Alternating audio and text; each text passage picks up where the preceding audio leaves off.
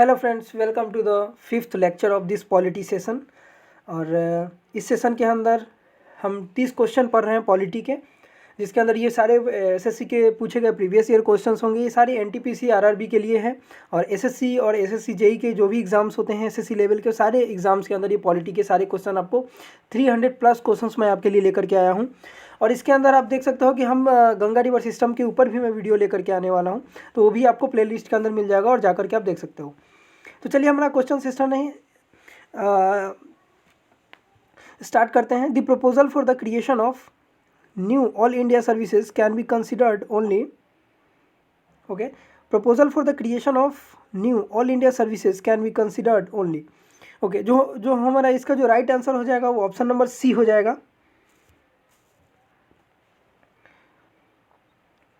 Okay, ये हमारा question ये कह रहा है कि जो प्रपोजल होता है ऑल इंडिया सर्विसेज के लिए, ऑल इंडिया सर्विसेज की बात की जा रही है, तो आईपीएस, यूपीएससी के रिगार्डिंग जो भी एग्ज़ाम्स होते हैं एक्सेप्ट आईएफएस की बात कर रहे हैं, इंडियन फॉरेन सर्विस की, तो एक्सेप्ट आईएफएस जो यूपीएससी की दूसरी जो एग्ज़ाम्स होती हैं, है ना, उसके लिए ये जो बात की जा रही है यहाँ पे उसके रिगार्डिंग बात की जा रही है। तो ये है क्या, मेजॉरिटी यहाँ से क्या होनी चाहिए, राज्यसभा से रिजोल्यूशन पास होना चाहिए बाय 2/3 मेजॉरिटी। आपको ये चीज़ मालूम होगी कि किसी भी बिल को पास होने के लिए 2/3 मेजॉरिटी कंपलसरी है। 2/3 मेजॉरिटी मतलब क्या, आइदर राज्यसभा या लोकसभा दोनों हाउसेज से 2/3 मेजॉरिटी से कोई भी बिल पास होता है तो फिर वो प्रेसिडेंट के पास जाता है, देन वो बिल फाइनली पास हो जाता है। चलिए फिर हमारा जो इसका जो करेक्ट आंसर हो जाएगा option number C, Rajya Sabha pass the resolution by 2/3 majority. 1 second, इसको पेन को मैं थोड़ा सा, हाँ अब सही है। चलिए फिर हम नेक्स्ट क्वेश्चन के ऊपर चलते हैं।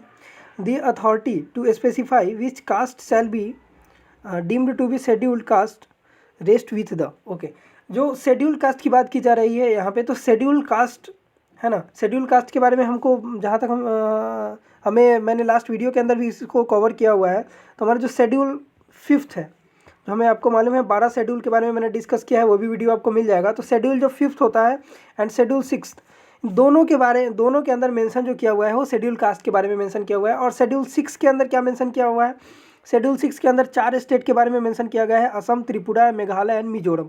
ये 4 स्टेट्स को जो भी शेड्यूल ट्राइब्स हैं उनके बारे में मेंशन किया गया है शेड्यूल 6 के बारे में, शेड्यूल 6 के अंदर। एंड शेड्यूल 5 के अंदर जो बाकी के जो स्टेट बच जाते हैं उनके schedule caste and schedule tribes के बारे में मेंशन किया गया है, उनके ऊपर गवर्निंग की बात की गई है। तो ये डायरेक्ट जो है इनके अथॉरिटी किसके पास होती है, तो ये होती है प्रेसिडेंट के पास। Okay, the next question, the seat of Kerala high court. Kerala high court के अंदर जो सीट है, ओके, तो केरल हाईकोर्ट जो है वो कहाँ पे है, केरल त्रिवेंद्रपुरम में बिल्कुल भी नहीं है। तो केरल के अंदर जो हाईकोर्ट है वो है इराविकुलम के अंदर। इराविकुलम का एक नेशनल पार्क भी है, इराविकुलम नेशनल पार्क जो है वो भी आपको इराविकुलम नाम से केरल के अंदर ही है। द नेक्स्ट क्वेश्चन की बात करें तो first speaker of Lok Sabha, Lok Sabha के जो पहले स्पीकर हैं उनका नाम आपको बताना है। तो उनका नाम हमें सबको पता है, जीवी Mavalankar, sorry, okay. The social contract theory deals with, social contract theory जो है वो किससे डील करती है, तो सोशल कॉन्ट्रैक्ट थ्योरी की बात की जाए तो ये डील करती है purpose of state, origin of the state, nature of the state, function of the state. तो इसका करेक्ट आंसर क्या हो जाएगा, तो इसका करेक्ट आंसर हो जाएगा option number D, function of state. Social contract theory किससे डील करती है, तो फंक्शन ऑफ स्टेट से। तो आपको ये ऑप्शन याद कर लेना। The supreme court of India offers advice to the president on matter of legal, public और कॉन्स्टिट्यूशनल इंपॉर्टेंस बेस्ड ऑन। जो सुप्रीम कोर्ट की बात की जा रही है, तो प्रेसिडेंट को जो है एडवाइस दे सकता है सुप्रीम कोर्ट के जो चीफ जज होते हैं वो एडवाइस दे सकते हैं किस किस मैटर्स के अंदर, लीगल मैटर्स के अंदर, पब्लिक रिलेटेड या कॉन्स्टिट्यूशनल अमेंडमेंट रिगार्डिंग जो भी इंपॉर्टेंट मैटर होते हैं उसके बारे में वो सजेस्ट कर सकते हैं, उनको एडवाइस दे सकते हैं। तो वो है आर्टिकल नंबर 143 के अंदर मेंशन किया गया है, इंपॉर्टेंट आर्टिकल है, आपको याद कर लेना है, ये प्रेसिडेंट के लिए। Which is the most effective means of executive control of administration. Okay, effective control का है, यहाँ पे बात की जा रही है एग्जीक्यूटिव कंट्रोल, एडमिनिस्ट्रेशन के एग्जीक्यूटिव कंट्रोल की बात की जा रही है। तो इसके अंदर जो हमारा ऑप्शन देखने को मिल रहा है financial administration, political direction, appointment and removal of top officials. अब देखो क्वेश्चन क्या कह रहा है, मोस्ट इफेक्टिव वे में, इफेक्टिव वे में क्या एग्जीक्यूशन कैसे हो सकता है या एडमिनिस्ट्रेशन कैसे हो सकता है किसी स्टेट के अंदर, किसी डिस्ट्रिक्ट के अंदर, किसी कंट्री के अंदर, तो मोस्ट इफेक्टिव वे में क्या हो सकता है, appointment and removal of top officials. देखो आपने कभी मूवीज़ वगैरह में भी या ऐसे न्यूज़ में भी आपने देखा होगा कि जो वहाँ के डीएम्स होते हैं उनका तबादला जो होता है, उनका ट्रांसफ़र होता रहता है और वो एडमिनिस्ट्रेशन के रिगार्डिंग होता है। तो एडमिनिस्ट्रेशन के लिए जो ऑफिशियल्स को अगर चेंज किया जाए, वहाँ के टॉप ऑफिशियल्स हैं उनको चेंज किया जाए, तो इस तरीके से एडमिनिस्ट्रेशन कंट्रोल किया जा सकता है। तो ये आपको प्रैक्टिकली भी देखने को मिलता है और ये क्वेश्चन फॉर्मेट के थ्रू भी आज आपको देखने को मिल जाता है। Violation of rule of law, sorry rule of law की बात की जा रही है। तो रूल ऑफ लॉ हमने कहाँ से लिया है, तो रूल ऑफ लॉ सबसे पहले बता दूं मैं आपको, ब्रिटेन के कॉन्स्टिट्यूशन से लिया गया है। रूल ऑफ लॉ सिंपली हमें क्या कहता है, जो कानून जो है इंडिया के अंदर है ना, वो कानून ही इंडिया के अंदर रूल करती है। कानून मतलब क्या हो गया, कानून मतलब यहाँ पे क्या बात हो रही है, कॉन्स्टिट्यूशन की। तो कॉन्स्टिट्यूशन जो है हमारा इंडिया का जो संविधान है उससे ऊपर किसी का पोस्ट नहीं है। संविधान है क्या है, सर्वोपरि है, संविधान सबसे ऊपर है। संविधान का जो पोस्ट है वो सुप्रीम है, सुप्रीम लेवल पे है। तो rule of law arises mostly from, rule of law arise कहाँ से होता है, तो एराइज कहाँ से होता है, lack of checks and balances के थ्रू, lacks of check and balances के थ्रू रूल ऑफ लॉ जो है वो एराइज होता है। The constitutional amendment act that has introduced safeguard against the misuse of proclamation of the national emergency। National emergency का जो देखो, नेशनल इमरजेंसी में है proclamation of the national emergency. अब देखो आपको भी पता है कि 1975 में नेशनल इमरजेंसी लगाई गई थी फर्स्ट टाइम, उसके बाद अभी तक नेशनल इमरजेंसी नहीं लगाई गई है। तो नेशनल इमरजेंसी जब लगाई गई थी तो उसके रिगार्डिंग रूल्स भी बनाए गए थे। उसके बाद में कब, कौन से अमेंडमेंट में, वो पूछ रहा है कौन से अमेंडमेंट में कुछ ऐसे रूल बनाए गए थे कि नेशनल इमरजेंसी लगाने के ऊपर है ना उसका मिसयूज़ ना किया जाए, उसके कुछ ना कुछ जो प्रोसीजर्स होते हैं ना, कुछ ना कुछ प्रोसीजर्स उसके ऐड किए गए थे कॉन्स्टिट्यूशन के अंदर। तो कौन से अमेंडमेंट के अंदर उसको ऐड किए गए थे, तो ये क्वेश्चन आपको पूछ रहा है। तो इसका जो ऑप्शन हो जाएगा सी, 44th कॉन्स्टिट्यूशनल अमेंडमेंट के अंदर ये चीज़ की गई थी, ठीक है। और 44th कॉन्स्टिट्यूशनल अमेंडमेंट हुआ कब था, तो 1978 के अंदर, 1978 के अंदर 44th कॉन्स्टिट्यूशनल अमेंडमेंट हुआ था। और इसी के अंदर 44th कॉन्स्टिट्यूशनल अमेंडमेंट हमने पहले भी इसके ऊपर डिस्कस किया है, तो काफ़ी लंबा वीडियो हो जाएगा, इसके ऊपर मैं ज़्यादा डिस्कस नहीं करता हूँ। The fundamental right can be suspended by the, fundamental right जो हमारा मौलिक अधिकार है वो किस के थ्रू सस्पेंड किया जा सकता है, तो मौलिक अधिकार जो हमारा है वो सस्पेंड करने का किसको राइट है, वो प्रेसिडेंट को राइट है, except article 20 and article 21। Article 21 right to life, ये जो दो आर्टिकल है, ये दो आर्टिकल के अलावा जितने भी आर्टिकल्स है उसको सस्पेंड करने का इमरजेंसी के टाइम में किसके पास राइट है, वो है प्रेसिडेंट के पास राइट। ओके, तो दो आर्टिकल आपको याद करना है, 20 एंड 21 कभी भी सस्पेंड नहीं किया जा सकता। The main reason for the growth of communalism in India, communalism का ग्रोथ जो हुआ है इंडिया के अंदर, उसका मेन रीज़न क्या है कम्युनलिज्म के ग्रोथ का, तो इसका मेन जो रीज़न है वो education and economic backwardness of minority group. देखो मेजॉरिटी में एक तरीके से लिया जाता है, जो जिसकी मेजॉरिटी, जैसे इंडिया के अंदर हिंदूज जो हैं उनकी मेजॉरिटी ज़्यादा है, ओके, तो ये मेजॉरिटी के अंदर लिया जाता है। बाकी के जो भी आ जाते हैं, सिख आ जाते हैं, जैन आ जाते हैं, क्रिश्चियन आ जाते हैं, आपके मुस्लिम्स आ जाते हैं, उसके बाद और भी जो भी कास्ट है ना, वो सारे के सारे लिए जाते हैं किसके अंदर, माइनॉरिटी के अंदर। तो माइनॉरिटी का मेन रीज़न क्या है, एडुकेशन, उनका एडुकेशन एंड इकोनॉमिक, आर्थिक जो उनकी स्थिति है ना उसके ऊपर डिपेंड करता है माइनॉरिटी की, कम्युनलिज्म का कारण। The retired age of high court is not permitted to practise as a lawyer. जो हाई कोर्ट के जो जज होते हैं ना रिटायर्ड, उनके एज का टेन्योर क्या है, 62 ईयर्स, मैक्सिमम 62 ईयर्स तक वो कर सकते हैं, और 5 ईयर उनका टर्म होता है। ओके, टर्म जो होता है 5 ईयर्स होता है और 62 ईयर्स उनका मैक्सिमम एज है।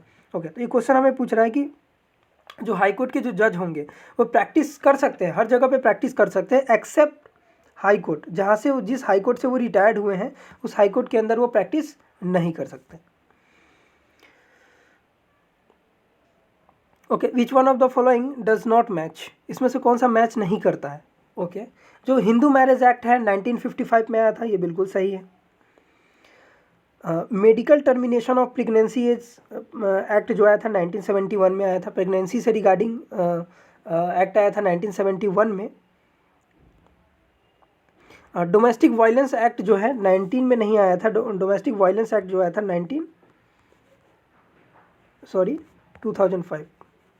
2005 में आया था डोमेस्टिक वायलेंस। और 2005 में हमारा एक राइट टू इन्फॉर्मेशन RTI भी आया था। तो दो चीज़ आपको याद कर लेनी है, राइट टू इन्फॉर्मेशन RTI आ गया था हमारा, डोमेस्टिक वायलेंस ऑफ वुमेन भी आया था 2005 के अंदर, क्रूएल्टी अगेंस्ट वुमेन 1995 में। तो ये 3-4 क्वेश्चन आपको एक ही क्वेश्चन के अंदर 3-4 क्वेश्चन आपको देखने को मिल जाता है यहाँ पे। The vacancy of the office of the president must be filled with in, है ना। प्रेसिडेंट का जो ऑफिस होता है उसकी अगर वो वैकेंट हो जाता है एक टाइम ड्यूरेशन के बाद, 5 साल का जो टेन्योर होता है, 5 साल के टेन्योर के बाद एक वैकेंट हो जाता है प्रेसिडेंट का सीट, या कोई इमरजेंसी प्रोविज़न की वजह से अगर प्रेसिडेंट के ऐसा हो ना, बट प्रेसिडेंट का अगर डेथ हो जाता है या उन्होंने रिज़ाइन कर दिया 5 साल से पहले, तो उसके लिए क्या होता है, वोटिंग्स होती है। तो कितना टाइम ड्यूरेशन तक प्रेसिडेंट का जो सीट है वो वैकेंट रह सकता है, मैक्सिमम 6 मंथ, 6 मंथ के अंदर भी इलेक्शन हो जाता है, फिर से नए प्रेसिडेंट अपॉइंट हो जाते हैं। In which part of the constitution the fundamental duties are, obviously fundamental duties आप सबको पता है, पार्ट 4A के अंदर, और article number 51A। Who describe the government of India act 1935 as a charter of bondage. देखो, चार्टर ऑफ बॉन्डेज किन्होंने कहा था, गवर्नमेंट ऑफ इंडिया एक्ट 1935 को चार्टर ऑफ बॉन्डेज। अभी ये कह सकते हो बंधन, है ना। जो चार्टर एक्ट है एक तरीके का बंधन, जो किन्होंने बोला था, जो गवर्नमेंट ऑफ इंडिया एक्ट 1935, आपको पता है गवर्नमेंट ऑफ इंडिया एक्ट 1935 से हमने अपने संविधान में काफ़ी सारे जो बोल सकते हो काफ़ी सारे जो आर्टिकल्स है वो सारी चीज़ें हमने ली हैं 1935 के अंदर। तो ये किन्होंने बोला था, ये डॉक्टर जवाहरलाल नेहरू ने बोला था। Which of the following is not a fundamental right as per the Indian constitution. Indian constitution के अकॉर्डिंग इसमें से कौन सा जो है वो फंडामेंटल राइट नहीं है। तो इंडियन कॉन्स्टिट्यूशन के according right to education fundamental right है, right to information fundamental right नहीं है, क्योंकि राइट टू इन्फॉर्मेशन हमने अभी बताया RTI 2005 में ऐड किया गया था। और right to speech, right to life, ये सारे जो 3 आर्टिकल आपको जो दिख रहे हैं ACD, और ये तीनों के तीनों फंडामेंटल राइट के अंदर इंक्लूडेड है, बट राइट टू इन्फॉर्मेशन जो है ये फंडामेंटल राइट कॉन्स्टिट्यूशन के अंदर इंक्लूडेड नहीं है।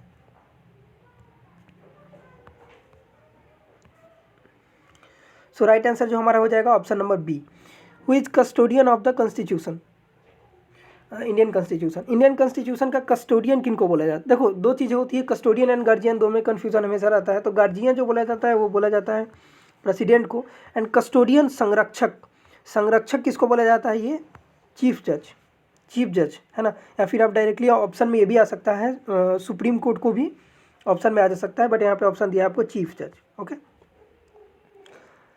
Constituent assembly of India was formulated on the recommendation of, जो कंस्टिट्यूएंट असेंबली है इंडिया का, उसका जो फॉर्मेशन हुआ था वो किसके रिकमेंडेशन से हुआ था। जब आपको पता है 1946 में कैबिनेट मिशन आया था, कैबिनेट मिशन के थ्रू इसका जो है फॉर्मेशन हुआ था। ठीक है, ओके।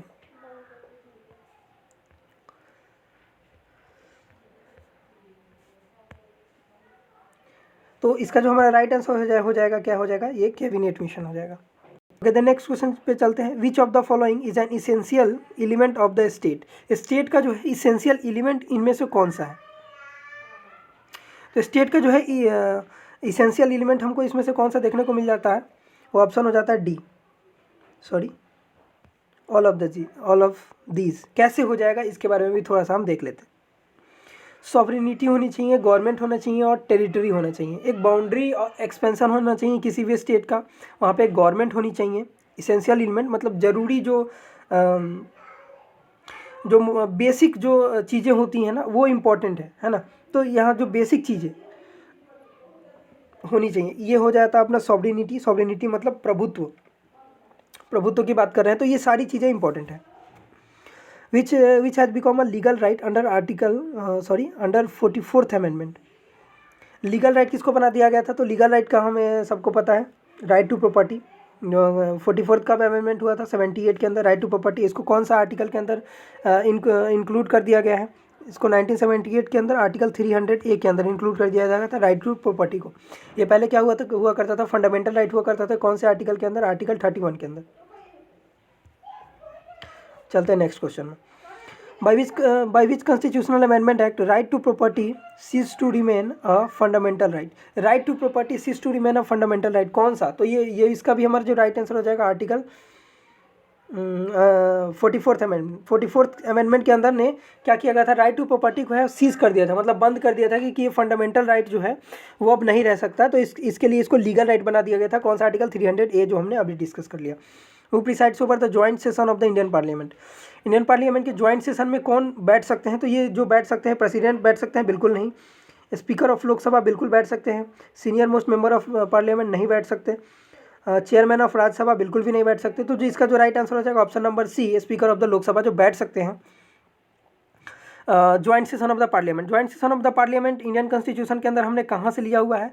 तो ज्वाइंट सेशन का जो ज्वाइंट सेशन की बात करें तो ये ऑस्ट्रेलिया के कॉन्स्टिट्यूशन से लिया है। ज्वाइंट सेशन कब होता है कॉन्स्टिट्यूशन के अंदर? तो ज्वाइंट सेशन और बात कहाँ की गई है? आर्टिकल नंबर 108 के अंदर बात की गई है ज्वाइंट सेशन के बारे में, और लिया गया है ऑस्ट्रेलिया के कॉन्स्टिट्यूशन से। और ज्वाइंट सेशन की बात कब आती है? जब दोनों सदनों से, राज्यसभा और लोकसभा से, दोनों से बिल पास ना हो पा रहा हो। इन द सेंस दूसरे फॉर्मेट में ये कह दें, अगर एक सेशन बिल पास कर रहा है, अगर लोकसभा से बिल पास होकर राज्यसभा के अंदर जा रहा है और राज्यसभा कुछ अमेंडमेंट के रिगार्डिंग बोल रही है कि कुछ अमेंडमेंट, कुछ चेंजेस इसके अंदर होनी चाहिए, बट लोकसभा जो है उसको डिनाई कर देता है कि हम चेंजेस नहीं करेंगे, और बिल 6 मंथ से ज़्यादा ड्यूरेशन हो जाता है इसको पास हुए मतलब इस तरीके से अटकलबाजी में फंसे हुए, तो उसके लिए क्या बनाई जाती है? ज्वाइंट सेशन बैठाई जाती है। ज्वाइंट सेशन का उसके अंदर जो है स्पीकर, लोकसभा के जो स्पीकर होते हैं वो बैठते हैं और कुछ मेंबर्स उसके अंदर पार्टिसिपेट करते हैं। ठीक है, तो इसका राइट आंसर हो जाएगा स्पीकर ऑफ द लोकसभा।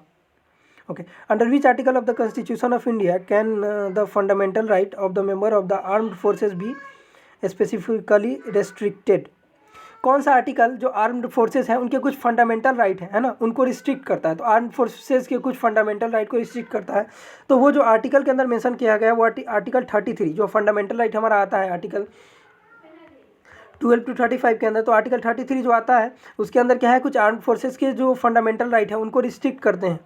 अब उनको रिस्ट्रिक्ट करते हैं तो ये कौन सा आर्टिकल हमारा? ये article 33। Which article of the Indian Constitution did Dr. B.R. Ambedkar termed as the heart and soul of the Indian Constitution? Heart and soul of the Indian Constitution किसको कहा है डॉक्टर B.R. अम्बेडकर ने? Article 32 को कहा है heart and soul of the Indian constitution. Heart and soul of, इसके अंदर क्या हमारे यहाँ 5 तरीके के रीट्स दिए हुए हैं, वो रीट्स हमने पहले भी डिस्कस किया हुआ है। Was the first to use the term state? State जो है पहला टर्म किन्होंने यूज़ किया था? तो स्टेट वर्ड जो है पहले जो यूज़ किया था मैकियावेली ने यूज़ किया था स्टेट वर्ड। राज्य की बात की जा रही है तो राज्य जो वर्ड है मैकियावेली ने यूज़ किया था। Who is the chairman of the 20th? राज्य नहीं यूज़ किया था, हमने हिंदी में उसको ट्रांसफॉर्म करके राज बोला, पर उन्होंने जो वर्ड यूज़ किया था वो स्टेट यूज़ किया था। तो हिंदी में ऐसा क्वेश्चन नहीं आएगा कि राज किन्होंने बोला था। Okay, who is the chairman of the 20th law commission? 20वें जो लॉ कमीशन का फॉर्मेशन हुआ था उसके चेयरमैन कौन थे? तो ये थे जस्टिस D.K. जैन। 20th जो लॉ कमीशन था उसके जो चेयरमैन हो गए D.K. जैन हो गए, justice D.K. Jain. Which one of the following is not a function of election commission? Election commission का फंक्शन क्या नहीं है इसमें से? अलॉटमेंट ऑफ सिंबल, ये भी बिल्कुल सही है, सिंबल अलॉट करती है। Then fixation of the election dates, election dates का जो है उनका जो शेड्यूल होता है उसको फिक्स किया जाता है। Maintaining fairness of the election, fairness की बात की जाए है ना, इसमें निष्पक्षता रहती है, बिल्कुल भी सही है। Selecting the candidates for election, election के लिए कैंडिडेट्स को सेलेक्ट करते बिल्कुल भी नहीं है, पार्टी के ऊपर डिसीजन होता है कौन सी पार्टी लड़ रही है इलेक्शन, तो उसमें से कौन सा उम्मीदवार जो होगा वो खड़ा होगा। सो हमारा 2 लास्ट क्वेश्चन है आज का। State is necessary evil is associated with, state is necessary evil is associated with, तो ये किससे एसोसिएटेड है भाई? तो ये बता दो, ये ऑप्शन नंबर ए है, इंडिविजुअलिज्म से एसोसिएटेड है state. Who was the first president of all India trade union congress, AITUC का मेंबर, जो फर्स्ट जो मेंबर थे all India trade union congress, ये मेंबर कौन थे? ये जो मेंबर थे ये Lala Lajpat Rai. All India trade union congress जो है ओल्डेस्ट ट्रेड यूनियन है इंडिया की। इसका फॉर्मेशन कब हुआ था? 1920 में इसका फॉर्मेशन हुआ था। और CPI, communist party of India, CPI जो है लाला लाजपत राय की पार्टी थी, मतलब वो उसके चेयरमैन थे, तो उसके द्वारा ये फॉर्मेशन की गई थी 1920 के अंदर। तो इसका राइट आंसर हो जाएगा लाला लाजपत राय। ओके, तो ये हमारा 20 क्वेश्चन का जो 30 क्वेश्चन का हमारा सेशन था। ये पॉलिटी का सेशन आपको अच्छा लग रहा है? हम काफ़ी सिस्टमेटिक वे में मैं क्वेश्चन आपके लिए नए नए क्वेश्चंस लेकर के आ रहा हूँ पॉलिटी के अंदर। आगे इस सेशन को कंटिन्यू करने के लिए इस चैनल को सब्सक्राइब करो, वीडियो को लाइक करो। फिर मिलते हैं नेक्स्ट सेशन के अंदर।